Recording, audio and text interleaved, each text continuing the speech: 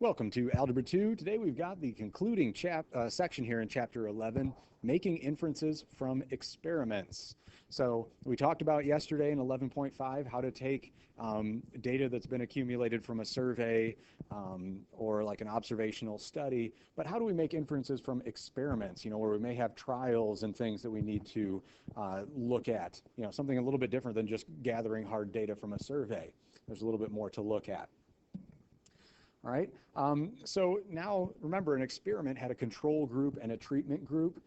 So now what we're going to do is we're going to compare the data from two samples to make inferences about whether the treatment is working or not. We call this resampling. We said that for an experiment to be valid, it has to have a large sample size and it needs to be replicable. So one way to do that is to simulate to resample our data. And we're going to combine measurements from both groups and repeatedly create new control and treatment groups at random.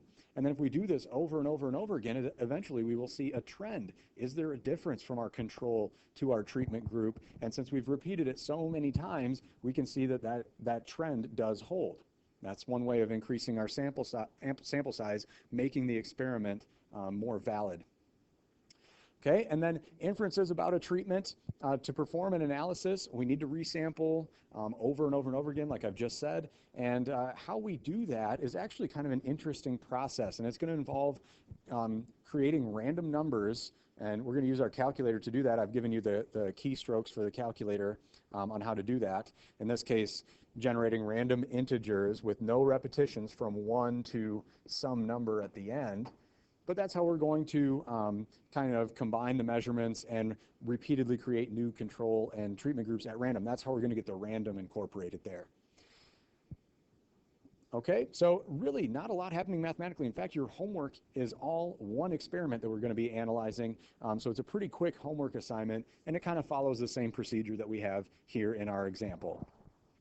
So a randomized comparative experiment tests whether low-level laser therapy affects the waist circumference of adults. The control group has 8 adults, and the treatment group, which receives the laser therapy, has 8 adults as well. The table shows the results. Letter A says find the mean circumference of the control group. So for letter A, I'm going to take each of these circumferences in our control group, add them up, and divide by the 8 measurements that we have, and I get 34.9 for that. And let's label that number so we don't just have some random number floating around. So the mean, we can show that as X bar. It just has kind of a bar across the top of it, and then we'll just use a little subscript called control, and that's 34.9. Letter B says find the mean circumference of the treatment group. So now I'm taking all of these treatment groups, finding the mean there. So my X bar, again, just meaning the mean average of the treatment group, and I get 33 for that mean. Letter C says find the experimental difference of the means. Experimental difference means that we take the treatment minus the control, and we just take those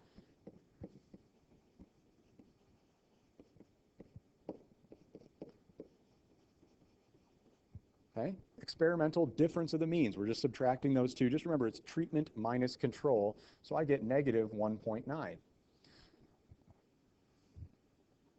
Okay, letter D, it says display this data in a double dot plot, and E, what can you conclude? Well, that's actually been moved to the next slide to provide space. So there we found our averages. Again, kind of just what we would expect. All right, now for that double dot plot.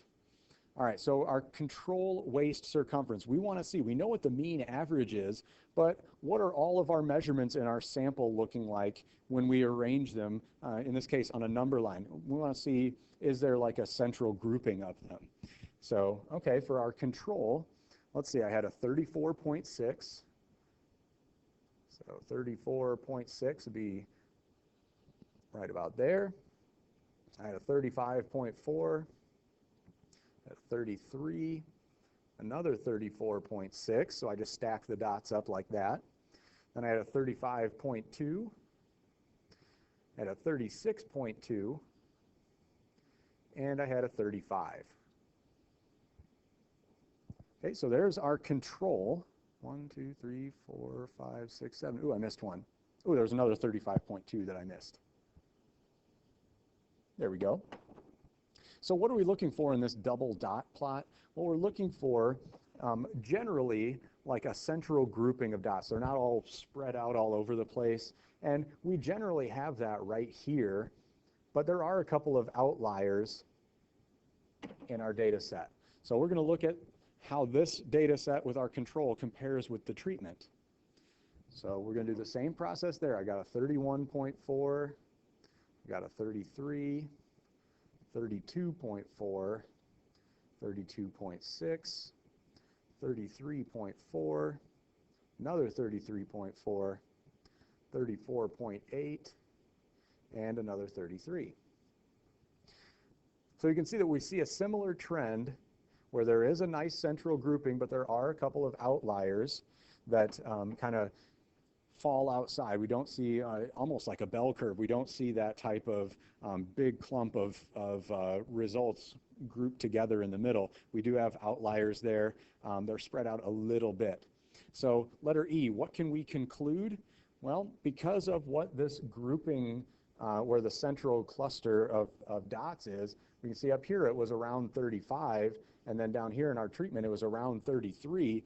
What can we conclude? Well, this laser therapy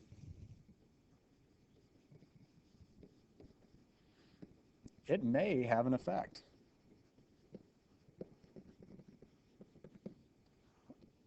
On waist circumference. Now, that's not a very strongly worded conclusion, but look at our sample size. We only had 8 people in each of our groups here, so we may have an effect, but we may not. We need to see what happens if we had a larger sample size. We need to resample this in order to make some more conclusive inferences about this experiment. Okay, so now let's interpret what we did in part C when we did X bar treatment minus X bar control. What does that mean when the difference is positive, negative, and 0? All right, so if it's positive, then that means our average treatment circumference minus control circumference, it means that it's a positive result, so the therapy did have an effect.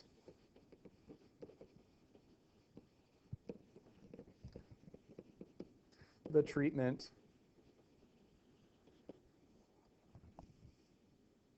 increased the circumference.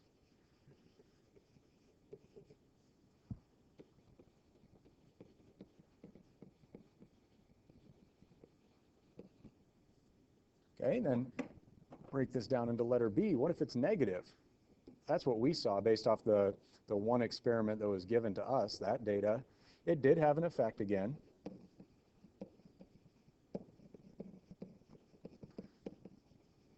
Now the treatment decreased the waist circumference.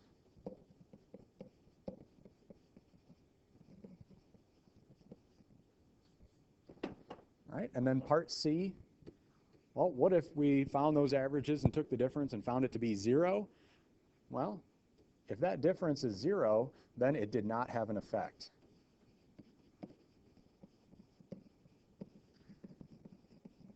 There is no distinction then between who was in our control and who was in our treatment group. Their averages came out to be 0 when we took the difference. They were the same.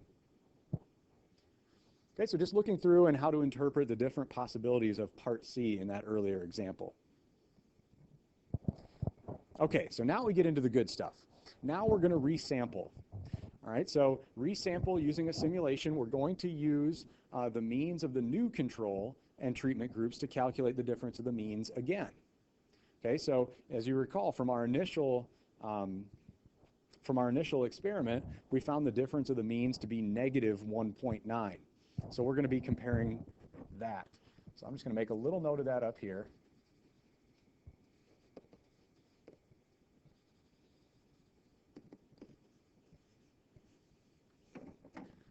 All right, so now it's time to construct some random integers. And it's really neat how this works.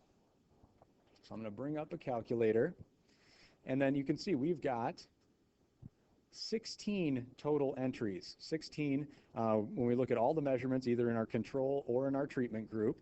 So what I want to do is go to Math, Probability, Random Integer, No Repetition, that's option 8.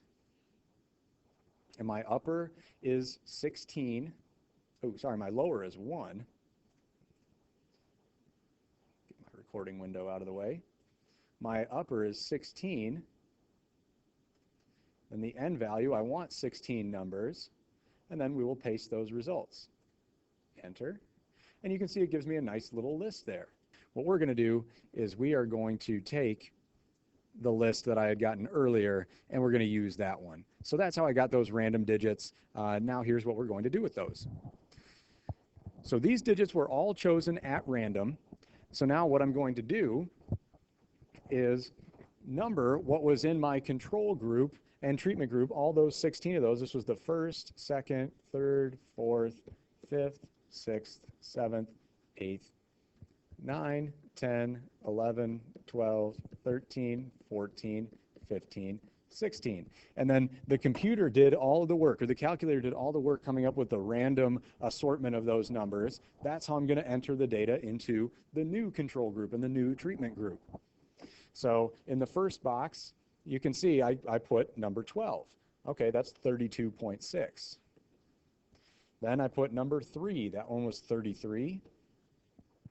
Okay, I already used 12, already used 3. Then I put 7, 36.2. Okay, then I put number 10. That one's 33. Then comes number 6. That's 35.2.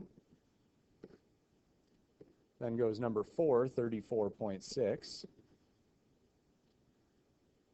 Use number 4. Then number 5, 35.2.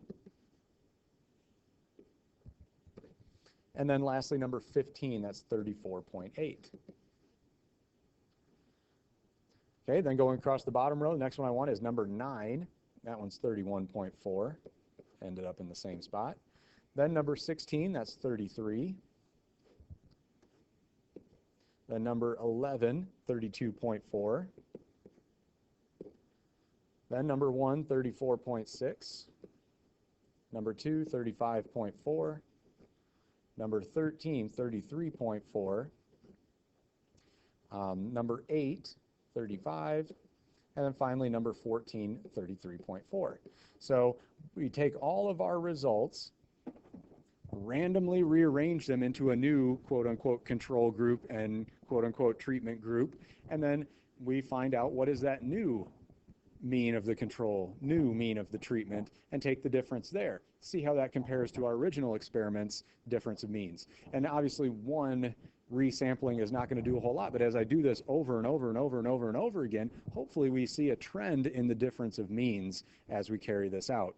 So I'm going to pause the video for a second here, and I'm going to calculate the means across the new control and the new treatment groups. All right, so there you can see while the recorder was paused, I found the mean of the new control group, just going across the top row, found that to be 34.325. Add them all up and divide by the 8 different measurements we have. And then the new treatment group, I added all those up and divided them by 8 to find my new treatment mean. And then I took the difference, treatment minus control, and I got a difference of those means of negative 0.75. All right, so there's our answer right there. And you can see we're still getting a negative difference of means there. But as we try this over and over and over and over and over again, we might come up with a histogram when we resample this over and over and over again, hundreds of times. How often is the difference of means negative? How often is it positive? And then we can use that result to see if our experiment here, when it's all resampled, does it still show a correlation over all of these different resamplings? Okay, that does it for section 11.6. Here's a look at your homework assignment. Remember, 3 through 11, it's all related to one problem. Just like this lesson was pretty much all related to the laser therapy, you've got one that I believe is with music therapy. Very similar in structure. That does it for our data and statistics chapter. I hope you've enjoyed it here in Algebra 2.